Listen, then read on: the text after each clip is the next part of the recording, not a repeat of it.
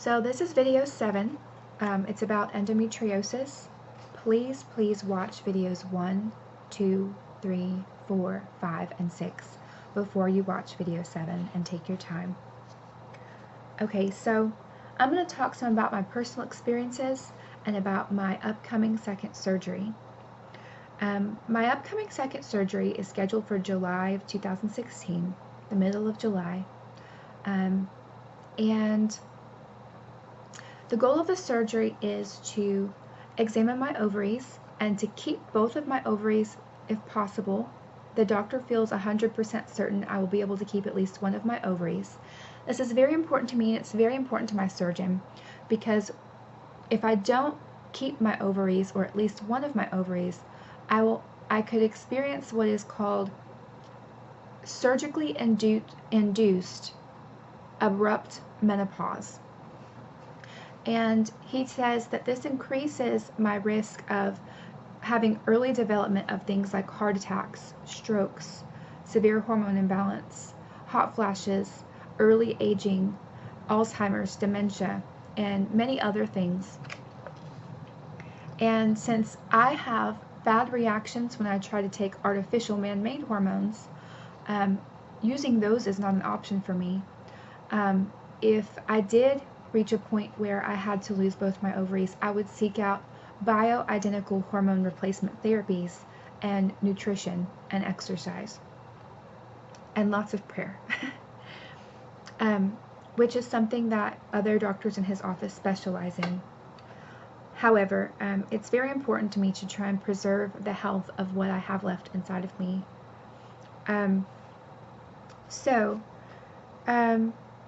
The surgery in July, they're going to try and make my ovaries as healthy as possible, keep them, stabilize them, secure them. Your ovaries are not just connected to your uterus. They have other ligaments and connections that secure their location, and those connections can be strengthened so that once your uterus is removed, that they stay in a safe place and they don't flop around or get tangled up around something. That was a concern I had that my doctor explained to me. So they're going to take out my fallopian tubes, and they're going to take out my uterus, and they're going to take out my cervix, and they're going to sew together the end point of my vaginal canal, so I'll still get to have a vagina. Not all women get to keep their vagina their whole life. It's another reason why educating people about this is so important to me, because there are so many different disorders that I have been affected by regarding my reproductive organs, and I don't want to get too much into the symptoms and the suffering that I've been through over the many years, but it's the kind of suffering that can make you question going on with life. It's that intense, and millions of women are going through this, and I want to help. I want to help other women to feel better. This is important to me. If I go through all this suffering and I don't do anything to help other women like me, then I feel like, what was the point of surviving at all? So, preserving the ovaries as a goal, removing the fallopian tubes, removing the uterus, removing the cervix, and then sewing together the end of the vagina. Then also, through robotic surgery, they're going to examine areas where there are scar tissue, adhesions connecting organs where it shouldn't be, specifically the back of my uterus and my intestines, and locating endometrial growths, excising them, cutting them out, removing them, cauterizing areas, which is kind of like laser burning areas or heat burning areas. There's various ways they can cauterize things during surgery.